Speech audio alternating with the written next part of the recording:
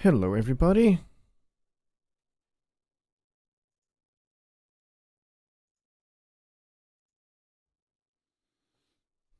Hopefully this is working, and hopefully everybody can see me and hear me, I hope. And I hope everything is working. If you guys could confirm in the chat that this is all working, I'd appreciate it. That would be very helpful if somebody could, if you guys could all just chime in and let me know whether you can hear and see me. That would help me out a lot.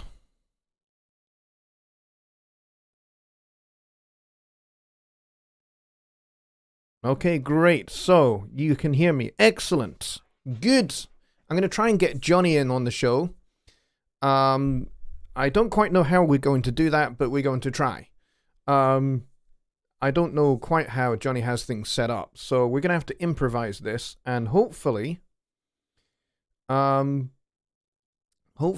work it out, and we'll get Jonny in. If maybe not on camera, then certainly we will try and get him in on audio via Skype. We will try that. Let me just give him a quick message. Okay. I am live.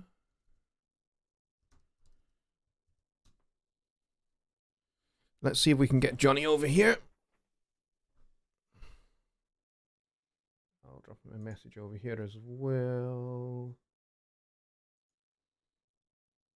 I am live. I'm gonna try and Skype you in. Hopefully he's gonna get these messages. Let me know in chat when you are ready. And let's see what happens. Hopefully Jonny will be able to get, I was talking to him on Skype just now, via the chat there, so hopefully we can get him involved. That'd be nice.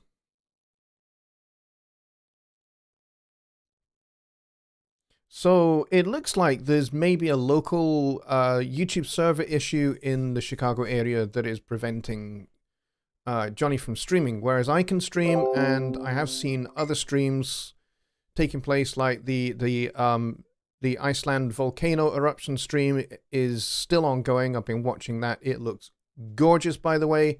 If you haven't checked it out, go check it out, because it will leave your jaw on the floor. It looks so beautiful. It's been very spectacular. So worth checking out. Okay, I am going to try and get Jonny into this. Don't quite know how to do this, so we will try it and see if it works. All right, Jonny says he's all set, so let's give him a call.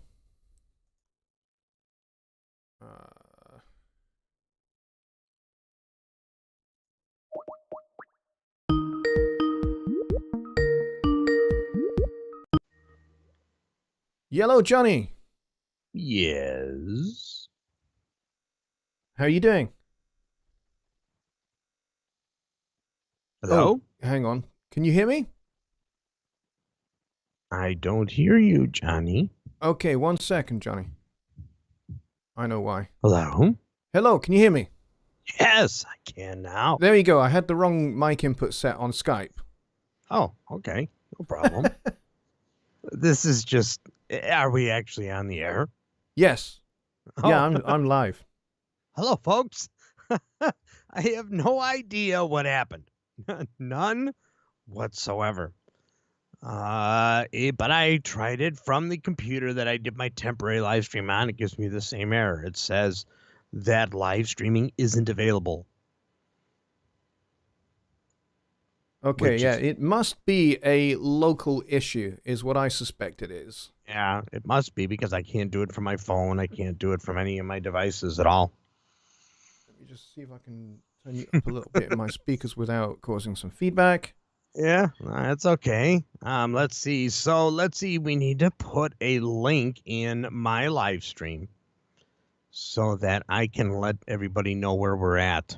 Yeah, I did that as well. So Oh, you did that. yeah. Okay. All right, cool. So let's see. So can you guys see me? All right, folks, can you confirm in the chat? Can you see and hear Jonny? Because this is a first for. Yeah, this is it feels backwards.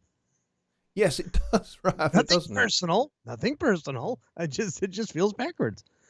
All right, I'm looking for your link here to your live stream. I think I got it. And it said, oops, something went wrong. it? All right, it might be that YouTube is completely down for you. Yeah, it must be.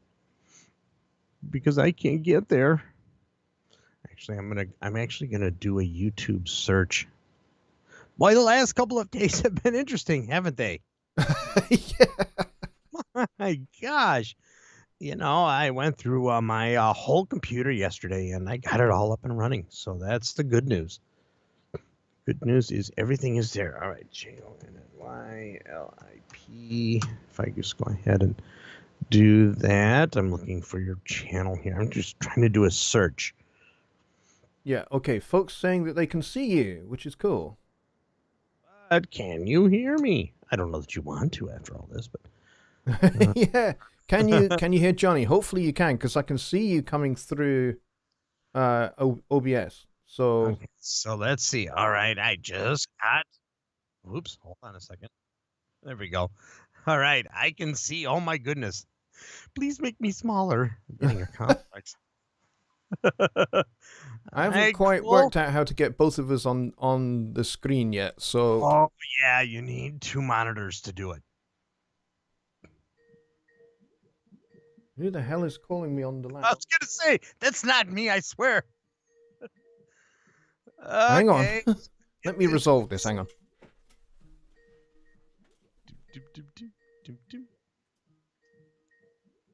Wow, this is weird.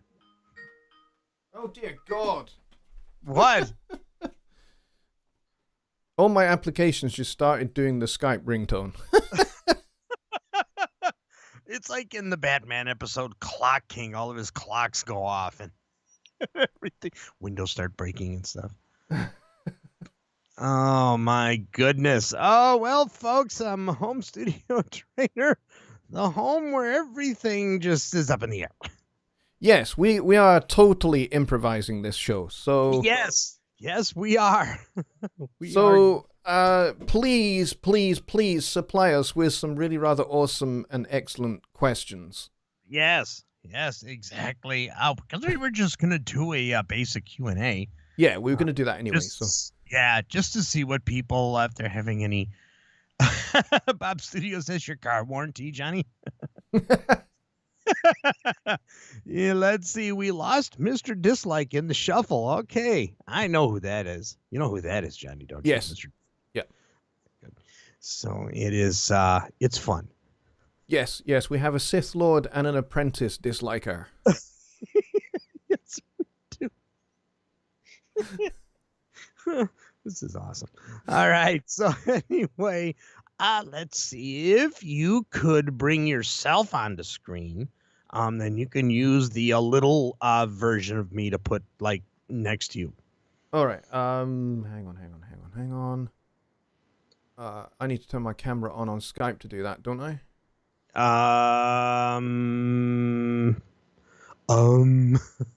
I think so. Yeah. Are you using OBS? Hang on. Who did that? I've got me over here on this screen. Somebody just disliked it. Oh, and then took it back. That was interesting. I'm gonna go ahead and like it too. Thank you very much. So I've got me over on this screen, which is my kind of main kind of screen. Okay. And what I'd like to do is try and get you on that screen as well. Hey, there's Johnny. Yep. Yeah, you can. Yeah, you should be able to see me now. I wonder if I can go add. Yep, I can see you now. We're gonna figure this out, guys. We If are I could going to do figure add this out. window capture. Just like we did yesterday. Yesterday's, I got so many awesome comments on yesterday's stream. It was just incredible. Because I was nervous and I was mad. Was I mad? I think that's the first time my viewers saw me really authentically angry. I was not a happy camper. But we figured it out. We figured it out with some good suggestions from the folks in the chat, and of course, once I took turning off my keyboard one step further, the whole auto scroll issue was that. So let's see. Not sure who's prettier. Yeah, I've been told I've been pretty ugly. Take your time. No worries. Thank you, guys. You guys are always so patient, which is really, really cool. I'm trying to make this. John Egger waiting to join. Okay. Okay, John Egger says he is still waiting to join. We are. Right, hang on. I'm getting somewhere with this, Johnny. That's cool. As always. I can't tell you how much I appreciate your help and support, man. Okay, let's see if this works. I just don't know why it's down. I thought for sure my other computer was going to work, and I thought it was just something foobar with the Windows update. But you know what? I looked on my laptop. I don't even know when it did the update, but it's got the same update that I got the other day on it. On this computer. So it's really kind of strange. Oh, I just made you disappear. I didn't mean to do that. Hang on. What have I done? I've lost you. Yeah, just don't give that out. Making me disappear, that is. Oh, hang on. What have I done wrong? Sugar bumps. Oh, look at that. Ah, damn. I had you. Where have you gone? Look at that. Actually, I just... Oh, I'm. That's right. I'm looking at it on a delay. Hang on. I've broken it. I had you there for a second, and then I... had me, and then you broke it. Yeah, I don't know what I did. Hang on. See if I can fix it.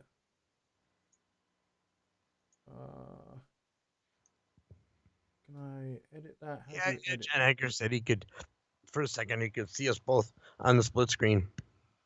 Okay, I'm going to remove that and re-add it. Let's go add window capture. Oh, Lollipop Guild actually says YouTube is wonky. It just threw me a message I've never seen before. Not in all the years I've been here. Harley Pop says peekaboo. That's okay. We got 24 people in here. We're doing good. We got 10 likes and no dislikes, which is nice. Okay, hang on. Good. Whoever did that took that back. Ooh, I got a really deep voice today. Okay, why is that not working? This is my Barry White voice, baby.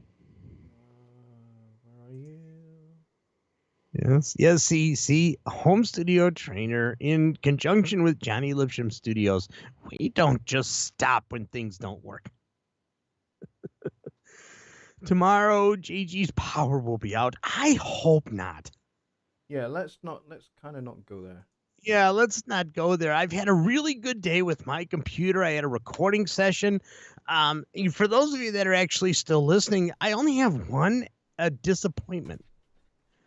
The song that I gave out, Looking for Tracks. Oh, jeez. I just exploded onto the screen, and it actually scared me. Yeah, I have fixed it now. It'll just take a minute before everybody can see it. Yeah, nobody deserves that, Johnny. Hey, there we go. Yes. But nobody has submitted tracks to the song I needed help with. Oh, I'm really surprised. It got quite a few downloads, and a couple of people tried to do mixes, but nobody actually can actually submitted tracks. So I'm sad. So was Tom. He came by today to finish up another song, and so I guess we're just gonna have to do it on our own. Yeah. That's fine. That's fine. There just wasn't any interest generated in that, though. So there we go. Let's see. There's a huge delay from what I see on the screen, but I think we can manage from here. Yeah, I think we've got it now. Okay. I basically must not minimize Skype because I'm doing window capture. Right. Which is, I don't know. That's going to be a.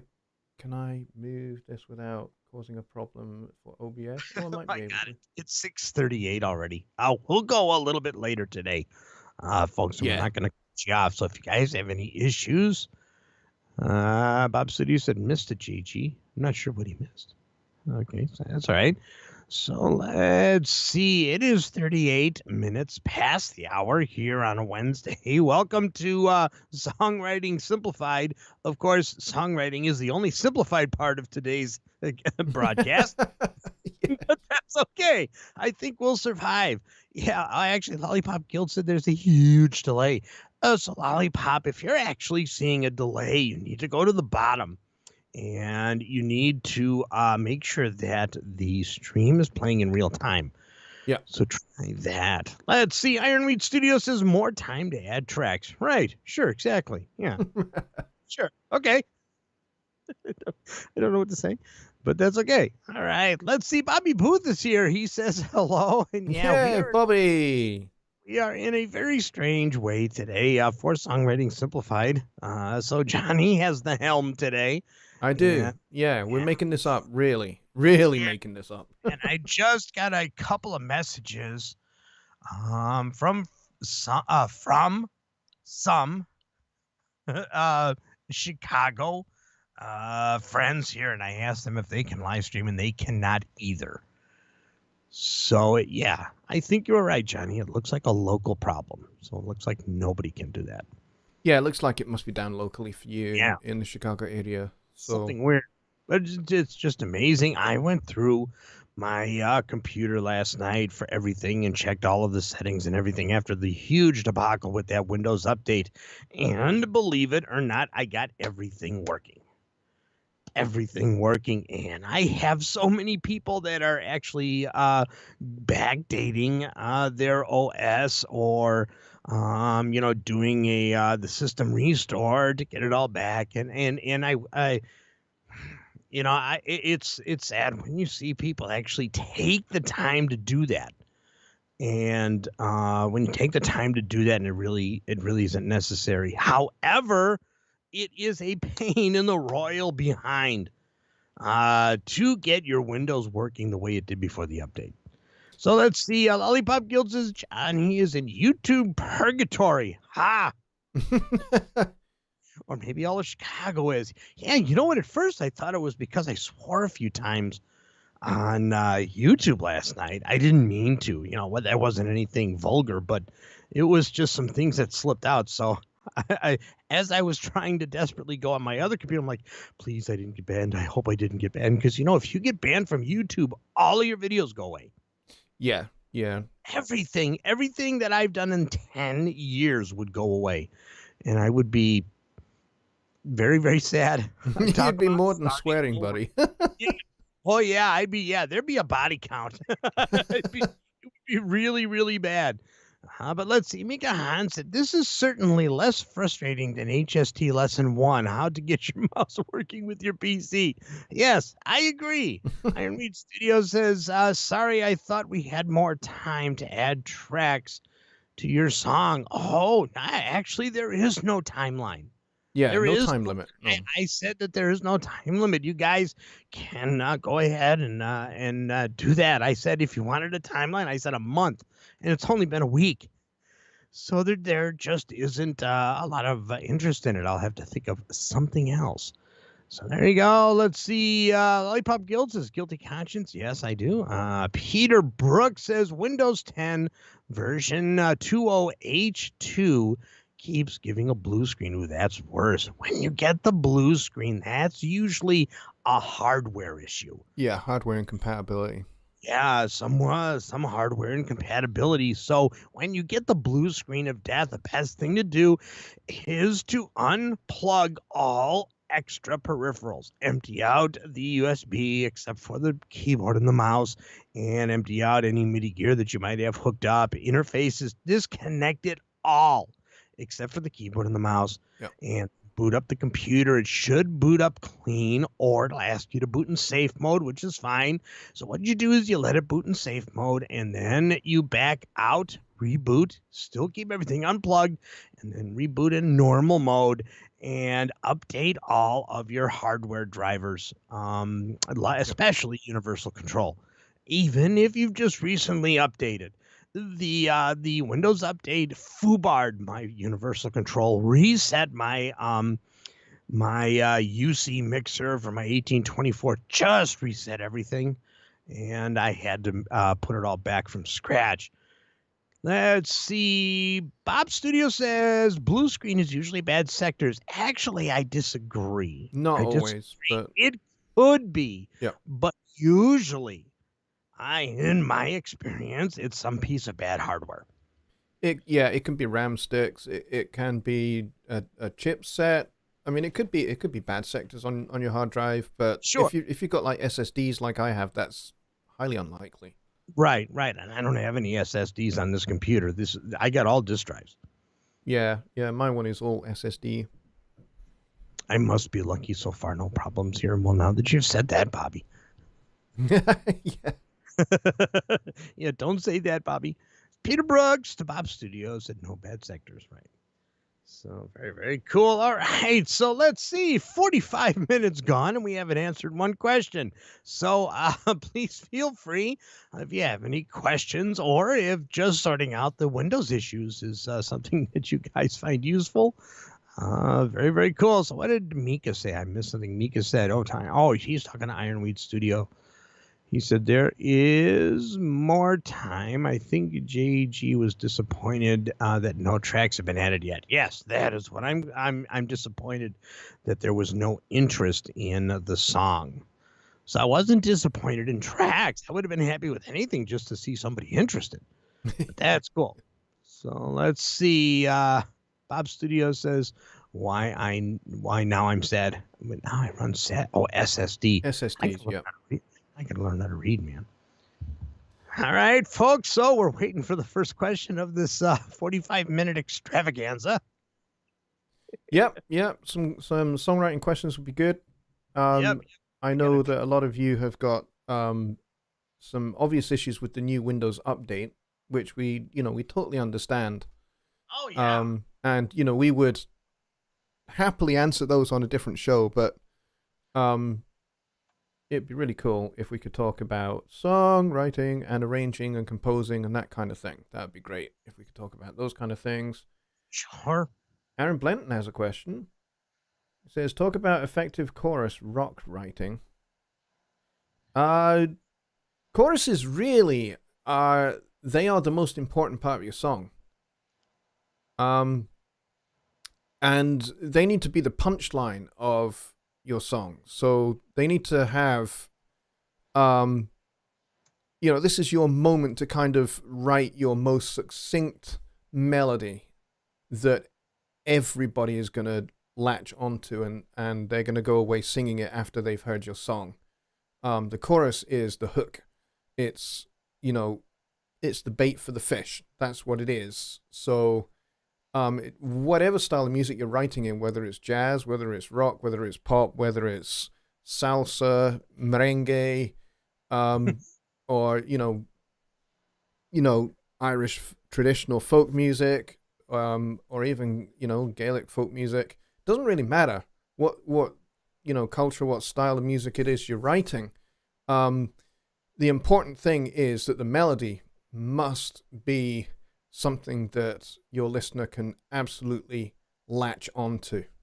Sure. And the lyrical content needs to be succinct, and it needs to be easy to remember, and basically summarize your song, be the punchline for your song.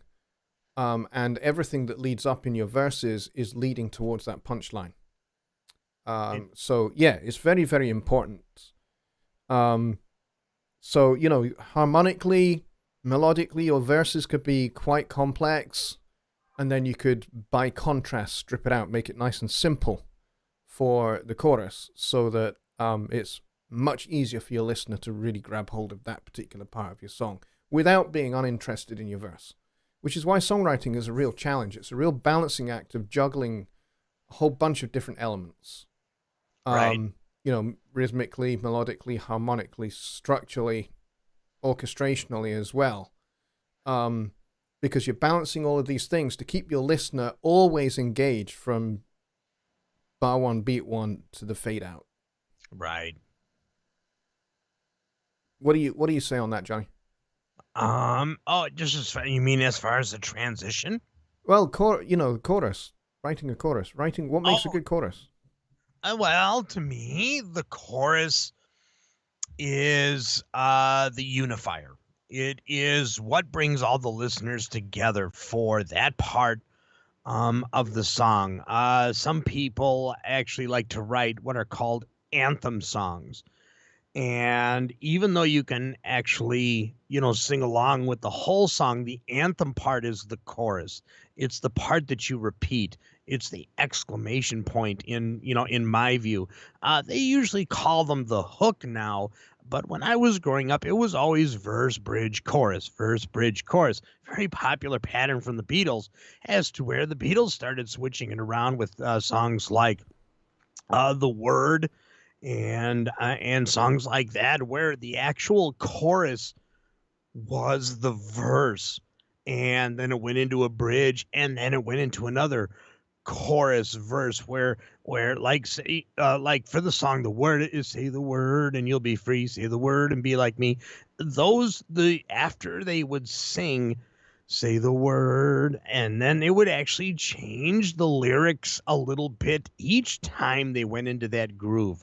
So at least to me, it sounded like the song was a chorus with a break to give you a rest, and then it would go into the chorus again, and then you would go into a break, and then it would chorus out, with something a little bit different in there. I have always been the type to write the choruses as the big explosion of instruments. You keep the verse, just you and a guitar and maybe a drum and rim shot. And then you would go into the bridge and you would actually open up the hi-hat, bring in the snare, add a second or third guitar, and then bam, into the chorus, with the full deal. That to me, actually, not growing up with jazz or anything like that, it's a very standard rock formula, I think. So that to me, a chorus is the most powerful part of the song. And that's why more songs back then faded out,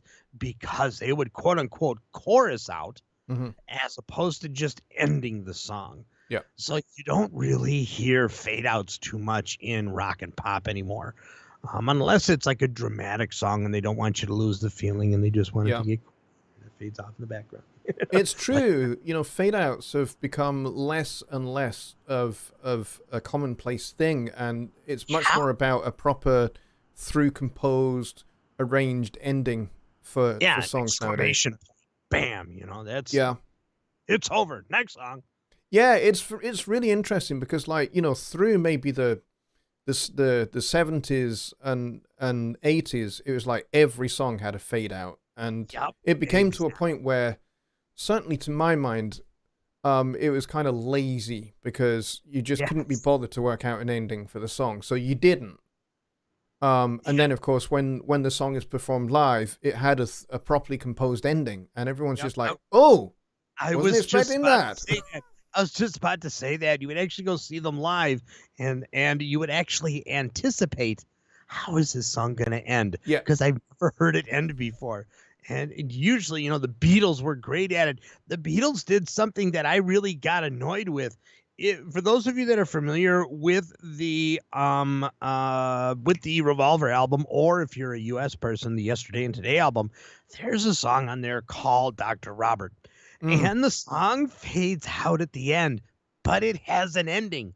And if you turn up the volume as it fades out, you hear the song end, and you're like, what'd you do that for? Yeah. That's a cool ending. What'd you fade it out for? So, so I guess it's like a style thing or a mood thing for particular songs. I mean, that had to be an engineer's decision. I Yeah. couldn't imagine John or Paul saying, "No, could you fade that out, please?" I couldn't imagine them actually saying that. No, So no. I think in that particular case, it sounds like that there originally was a properly composed ending, yes, and then for the pressing of the record, the the record label people just decided to fade it out. yeah. Which Yeah. I think, decisions like that, those are just bad. Yes, I agree. I agree. Especially if you turn it up, it has a cool ending. Or maybe there was a real major screw up at the end and they didn't want it. I suppose that could be the other Yeah, scenario. the fade out to cover the botched ending. Yeah, Yeah, I've so actually heard that done on what was it, an Earth, Wind and Fire record.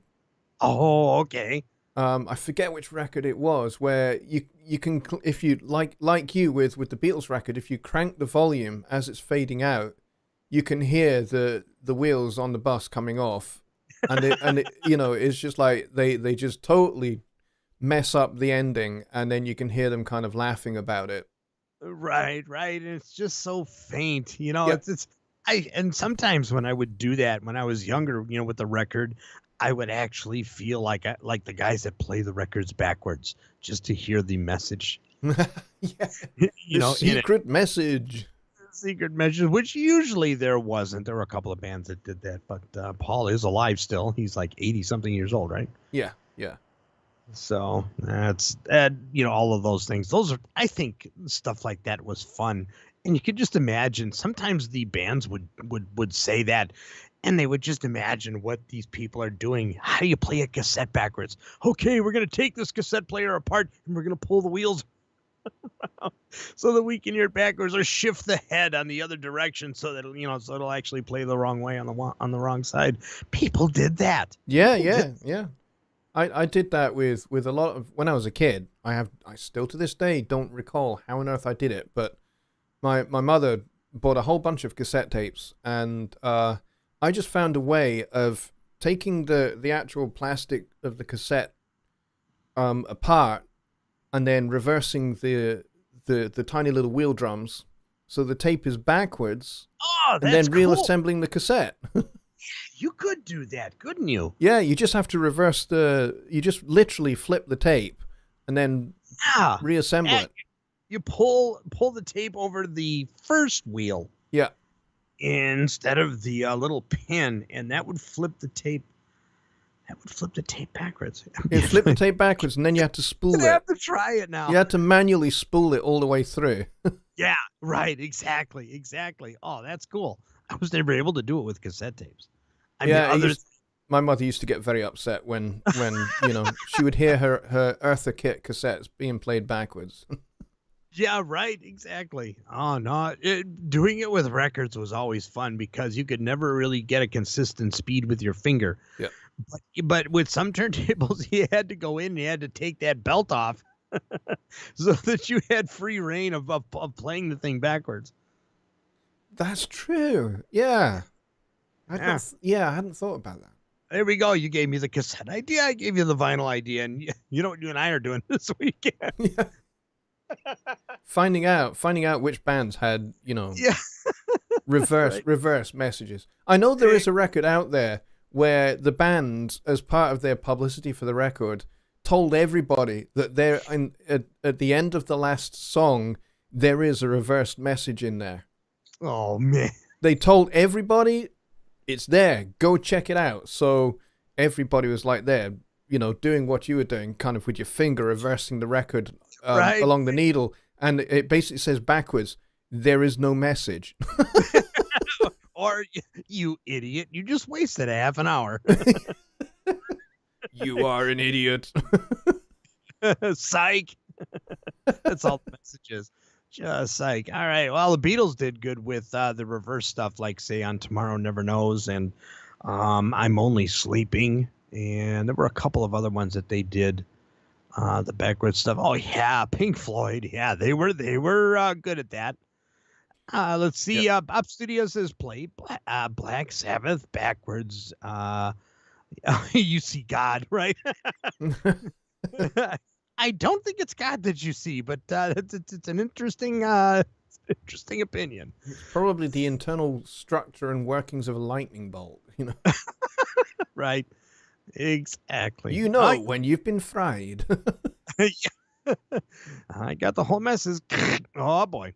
But it actually works. This is really kind of cool. I don't have to. I don't have to. I gave somebody else's driving today. Yeah, you kind of don't have to do anything with your hands. So Yeah, exactly. So I can just talk with my hands like my mom does. I love it when my mom actually says something and makes sound effects with her hands and stuff, and I let it go for a couple seconds, and then I say, "How does that go?" And she sits on her hands and she says, "Oh gosh, I gotta stop doing that." And I said, "Oh, please don't. It's so fun to watch." I gotta get her back on the show. She had such a good time. Oh, she was so entertaining.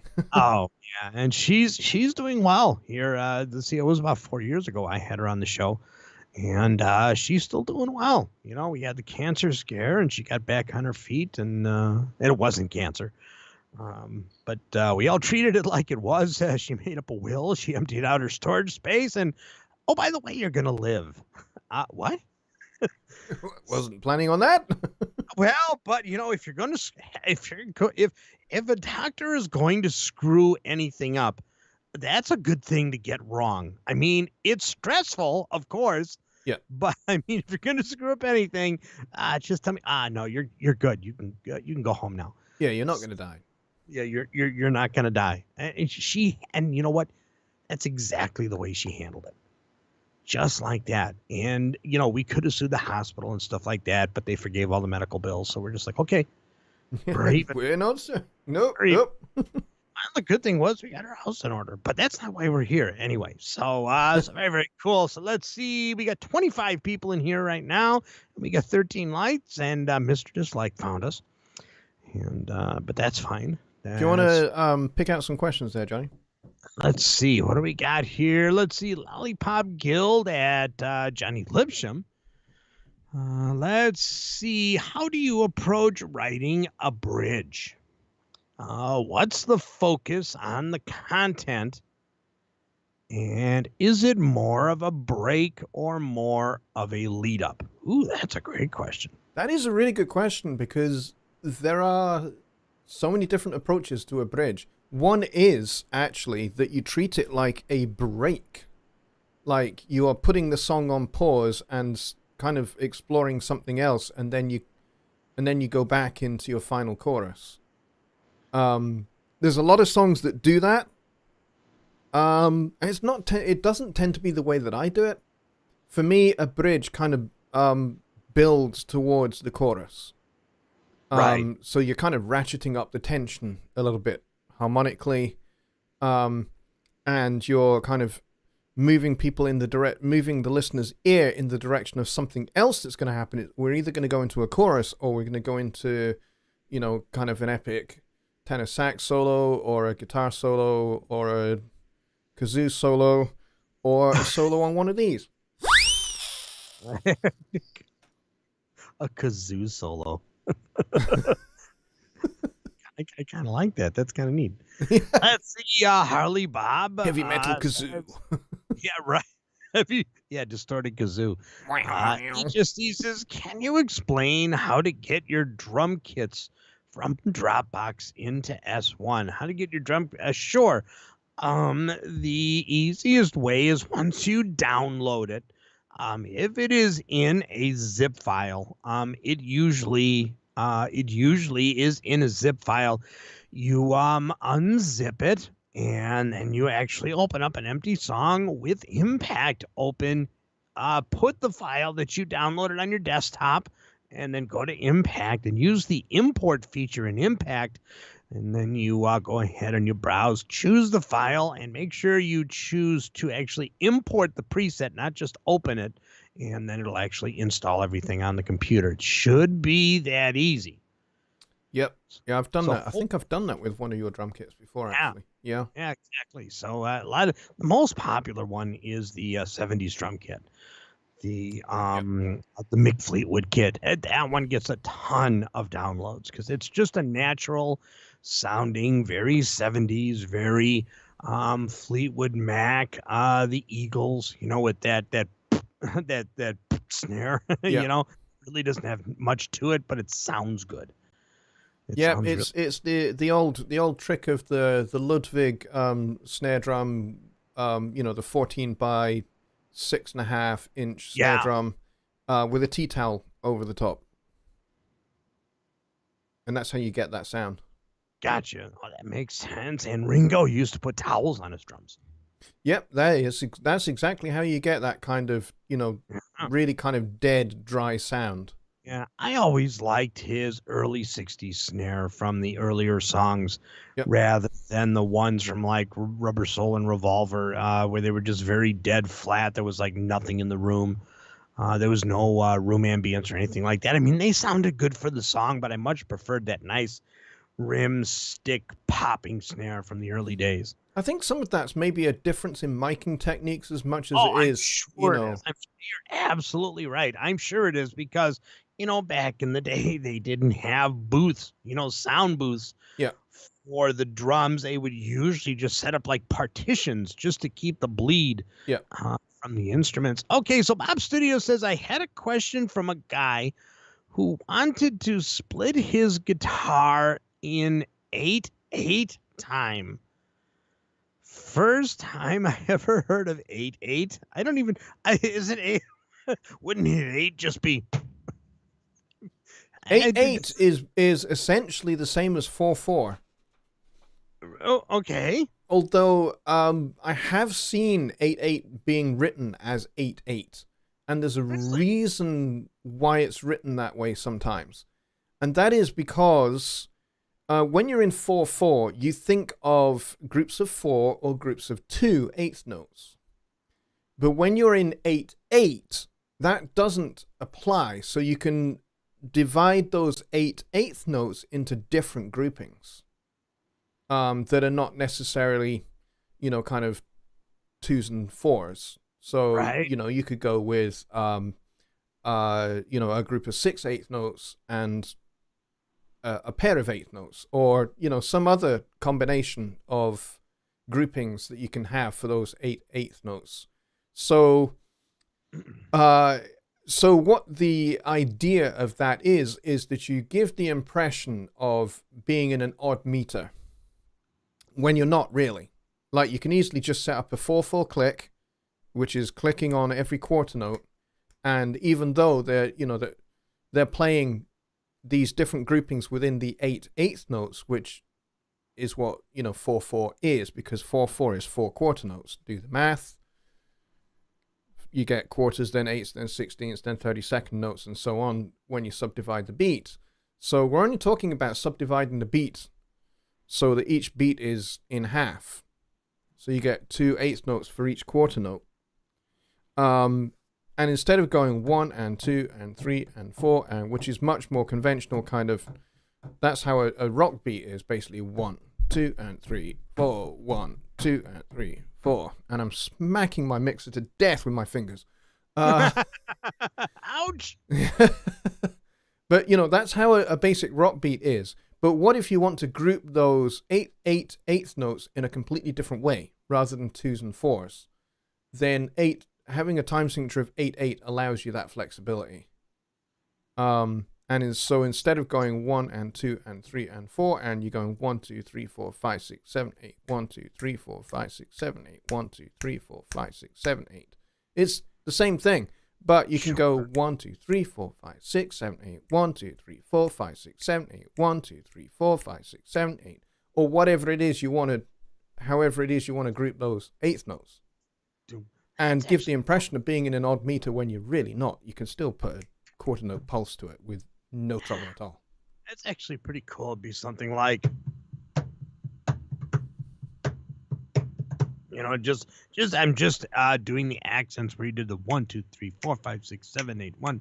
Yeah. I don't know if you guys can hear that, but it sounds good. Let's see. Actually, we got a question from Rebecca over on Wix, and she says, how do I make my song really sound like it gets more aggressive as I go? Is there something I can do with each instrument to accomplish this without having to just simply play louder? Okay, now this is a cool question because at the request of you guys, I have a songwriting video that I'm doing. It's about 25 minutes long, and I've just put in some of the things I do when I create a song. So I can't wait to release that. But in a nutshell, sometimes what you can do, and this is what I actually showed in the video, if you've got a song that starts out with just a kick and a rim shot, kick and a rim shot, and you have a very simple vocal line, or even if it's an instrumental, and then you actually have the bass just go do something boom, boom, boom, boom, boom, boom. There's your intro, boom, and the boom being the bass, and this being the drums. And then if you want to progress a little more, instead of doing eighth notes, do quarter notes, boom, boom, boom, boom, boom, boom, boom, boom, boom, boom, boom. You know, you see what I'm doing with the drums. You know, you can actually hear that. And what I like to do for the bridge, I'll actually take the hi-hat and I'll open the hi-hat. To me, for a drummer, the biggest expression in tension or in I'm running a little bit faster is the open hi-hat. Going from a transition to a and this is something Ringo used brilliantly in many songs, just to kind of accent and increase. And now you've gone from eighth notes to quarter notes on the bass. You've actually gone from a closed to an open hi-hat. The next one would be actually making the bass a little bit more melodic and going from, with still the open hi-hat, going from the rim shot to the snare. So now you're not really getting louder on purpose, like you're hitting the drums harder. You're just changing the intensity of the instruments. So now here in this bridge, I've got quarter notes with a running bass line, do do do do do do do do, like that with the bass, and I've got open hi-hat and snare. And then maybe instead of a jig, jig, jig on the guitar, just a chunk, and you got to start going to open notes now. And all of these different things can start to show an aggressive forward motion in your song. And then when you get to the chorus, boom, open distortion chords, using rock as an example, the bass maybe not necessarily playing more notes, but just ringing out a little bit more aggressive, and going from the open hi-hat to the ride, or like a lot of the alternative bands like to do in the 90s, is to play that nice slow rising crash, where you can actually have it low in the background, but it sounds so much more aggressive than a ride cymbal. And those ingredients, at least for me, moving forward in a pop or a rock song, you can actually accomplish an aggressive forward motion without simply playing everything louder or harder or anything like that.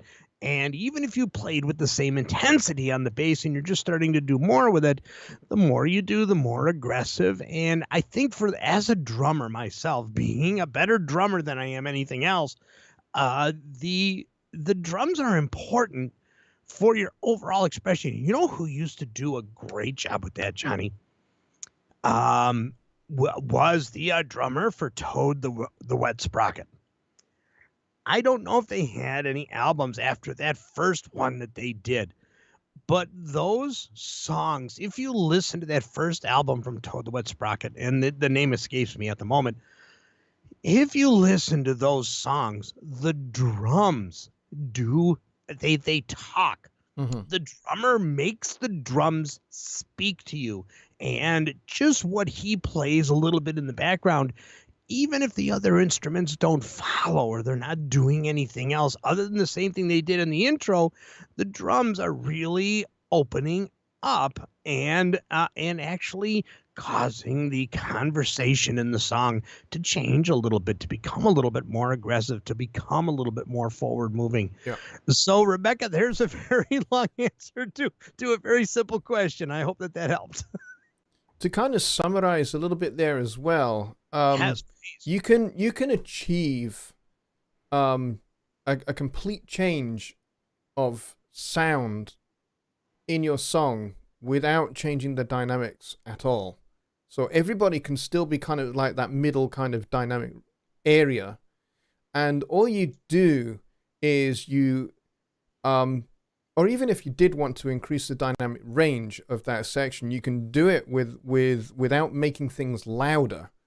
You do it by adding instruments, adding different sounds into it. So like you were saying, Jonny, going from a clean guitar sound to a much dirtier sound.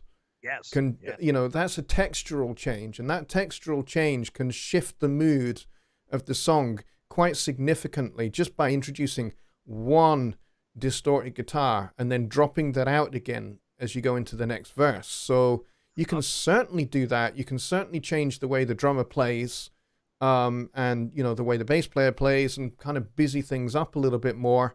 But you can also add harmonic tension as well. If you really want to make things a little bit more aggressive, add some spice to your chords. Yep. So, add some dissonance there. Like I know a lot of guitarists do this. Keyboard players don't tend to, but guitar players can certainly do this, where they will crunch the fourth against the major third. So, oh yeah, that's a good example. Where you'd get that kind of a sound, and then they build that up.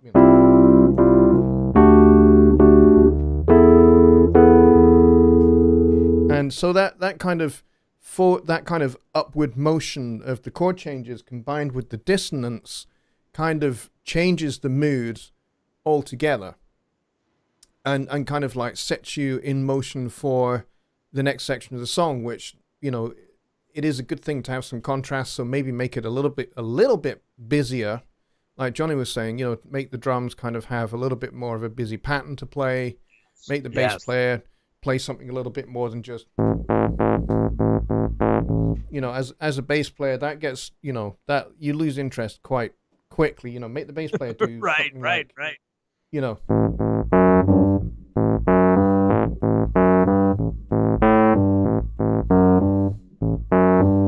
Just so you know, your keyboard is not coming through, but we can hear it through the mic. Oh, really? Oh, that doesn't normally happen.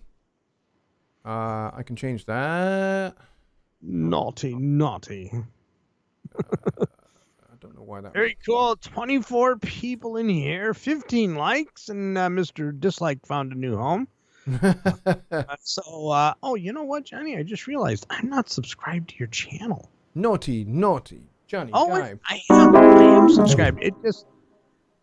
Oh, it says subscribe. I gotta learn how to read. What the heck's wrong? And since the Windows update, I don't think I'm working right. Do you need to roll back, Jonny? I need. Exactly. Where's my what do they call it? Where's my what do they call it? Time machine on a Mac? Yeah. No. I need a restore point. That's what I really need.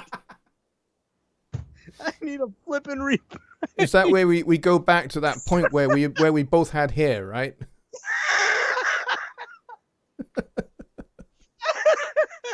Right. Exactly. I think I'd have to go back to 5 years old, but that's okay. That's okay. Sorry. Okay. That was fun. Super time shrimp. Po' boy yummy. What are you talking about, Billy Morgan? Oh my gosh. Let's see. Bob Studio says a good example is Ride Like the Wind chorus. Oh yeah, that's a great example. That's a great song too. It is a great song. Yeah. What a great song. That whole album is really, really good. Really, really good arrangements on that record. Oh, some beautiful orchestral stuff in that album. Is it Henry Mancini wrote those charts, I think? Yes. That is my understanding. Yeah. The great Henry Mancini, one of my favorite composer arrangers. Exactly. Yeah, YouTube must be doing something weird because I just got a thing on my iPad for yesterday's show. YouTube down, baby. Right, exactly. Oh man, that is just too funny. Too flippin' funny. Oh gosh. I think I'm gonna actually try to see if I launch the OBS player. I want to see if it'll stream or if it'll still give me that error. I've got it pulled up here. And nope. It says live streaming isn't available right now. Yeah, it's still down. Yeah, either try again or finish. Well, I hope this opens up for tomorrow. I got a good show planned for tomorrow. Yeah, I doubt it'll last more than a few hours. I hope so. I hope you're right. All right, so let's see. What have we got here? There we are. Let's see. Bob Studio says, restore, go back to and get the beans you forgot. Right, exactly. Let's see. Martin Weeks says, I am still waiting for an answer on why I have to keep setting the focus rate. I actually did answer the question, Martin, up above, if you actually go back, but I'll tell you here without typing it. The issue that you're having with Band in the Box is actually a Windows issue. Yep. It depends on what you have set as your default sound card and or interface. So Band in the Box obviously has a little bit more priority than some of the other applications that you have running. So when you open it, it's taking the interface away from other things. This is why you cannot use your recording interface anymore as your default sound card. And I'm actually going to be getting together with Martin this weekend.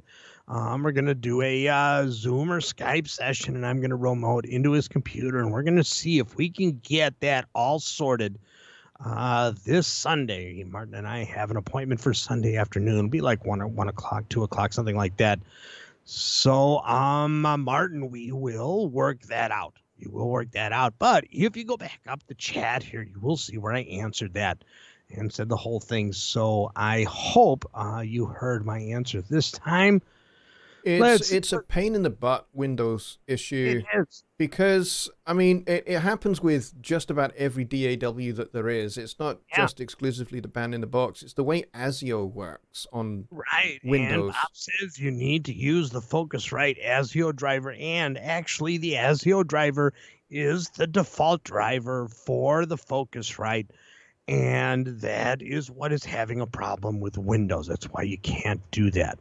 Because what your device has to do is switch between class compliant mode and ASIO mode. So when it's using Band in the Box, it'll be using the device in ASIO mode, which of course shuts off the class compliant Windows mode.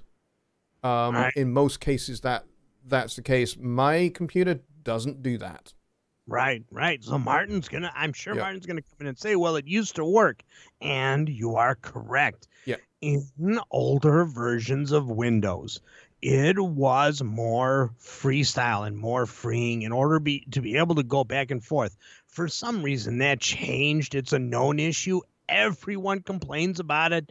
I see nothing. Sometimes I go to some of the Pro Tools groups and stuff that are up on Facebook, because some of my clients actually share that.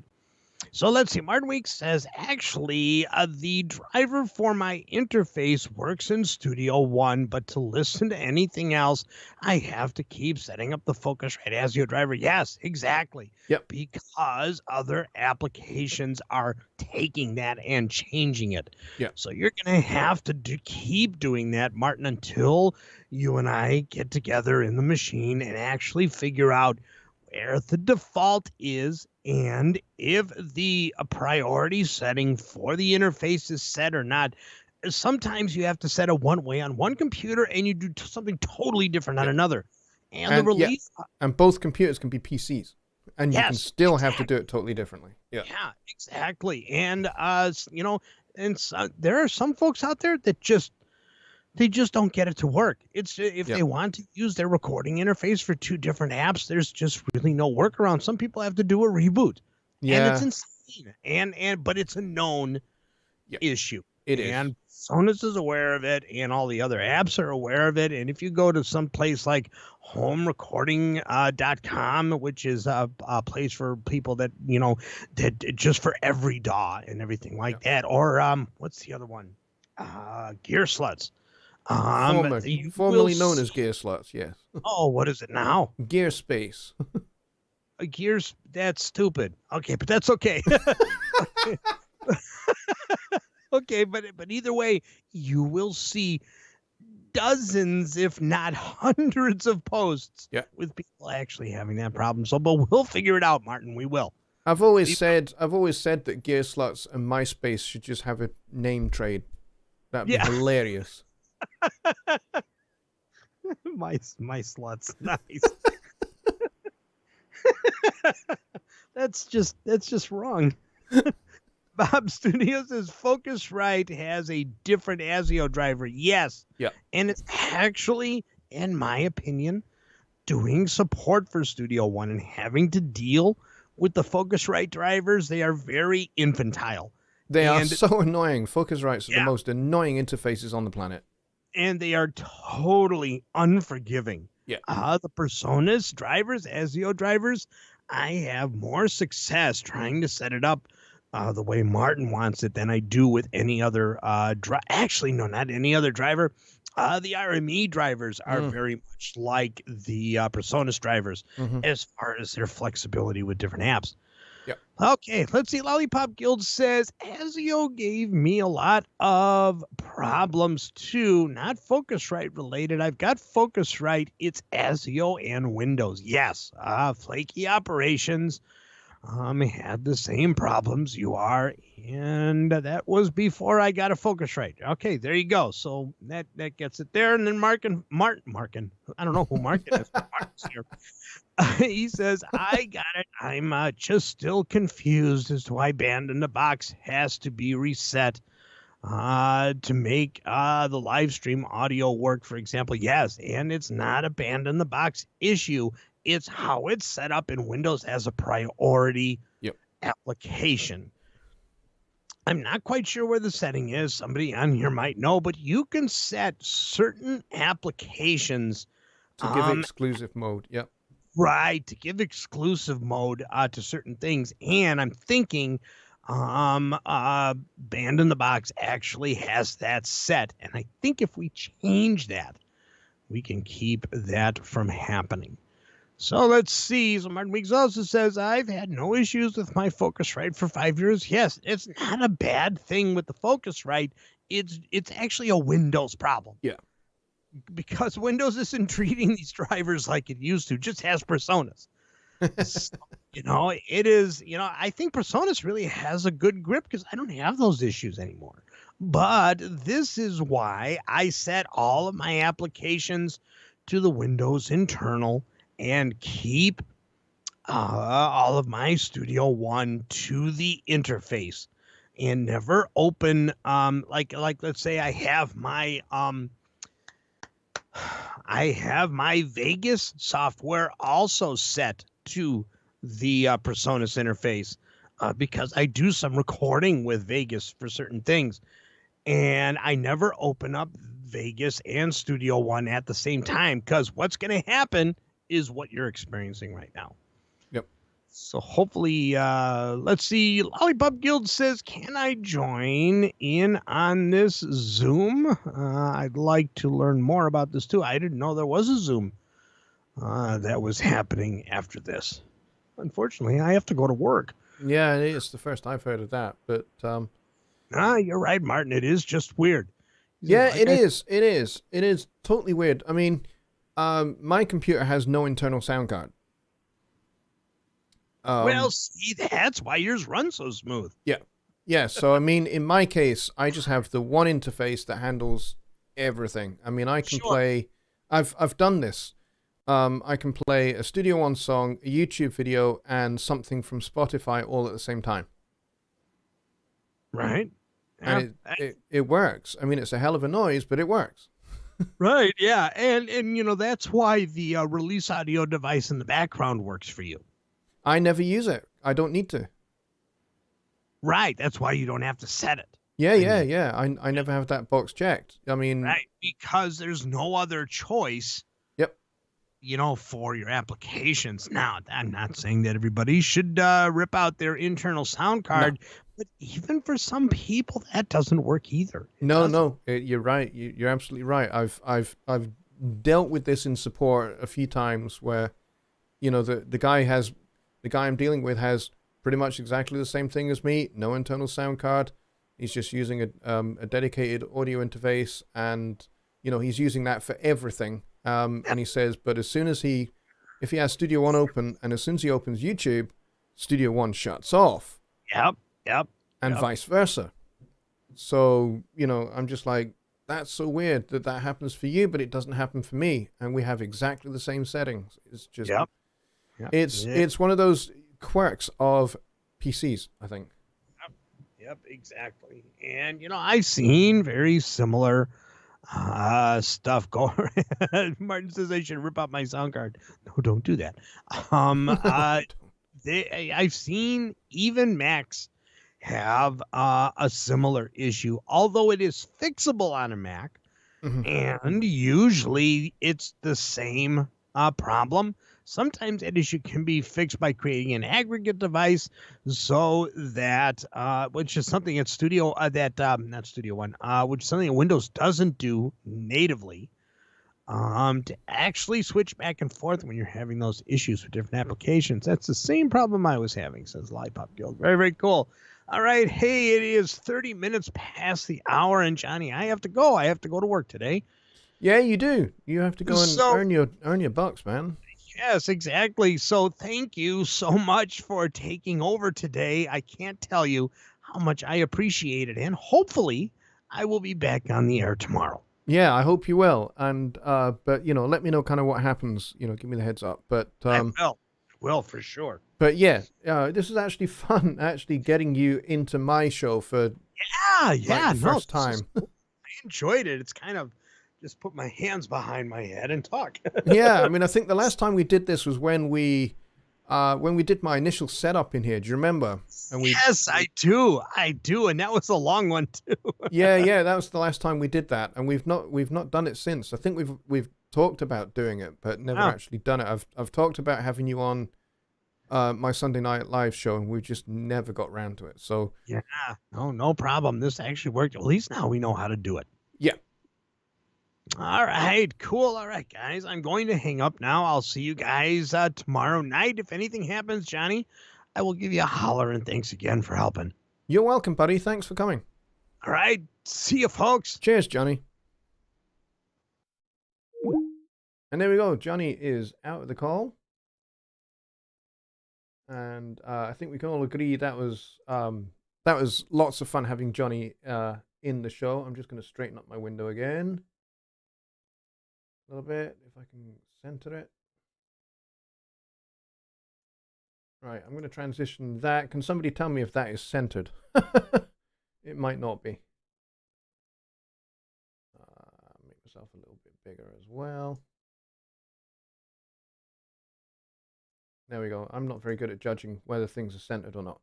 But yeah, there we go. Thanks everybody for coming over to my channel to cover Songwriting Simplified. It was really good having Johnny in on the show as well. Thanks a lot everybody for coming, and we will see you on Sunday for Sunday Night Live right back here. Give this show a like if you liked what we talked about, albeit it was really rather improvised. And if you are here and you haven't subscribed to my channel, hit the subscribe button, hit the notification dinger, and select all notifications, and you'll get a notification of everything, including when this show is and anytime I go live. So until next time, folks, good night, and thank you to Martin for saying it's centered. I appreciate that. Good night.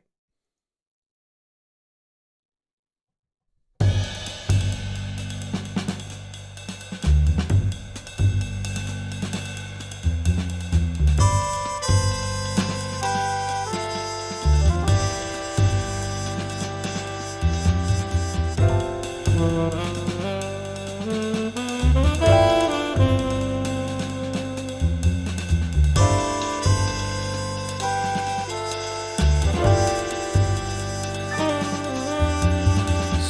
I'll write that letter I know I'll never send, when all habitual dalliance will finally end. Then crustiness, my friend and foe, to oblivion you will go, belonging to tomorrow, belonging to tomorrow.